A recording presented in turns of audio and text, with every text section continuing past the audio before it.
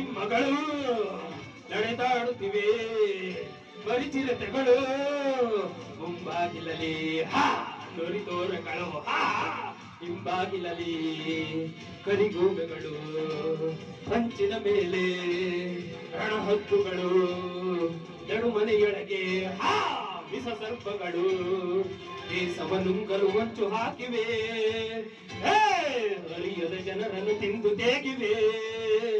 ಅವರ ಹಿಡಿದು ಸಿಗಿದು ಹೂಳು ನೆಲದಲ್ಲಿ ಮುಳ್ಳಿನಿಂದ ಮುಳ್ಳು ತೆಗೆಯ ಜಗತ್ ಕೊಂದರಿಲ್ಲಿ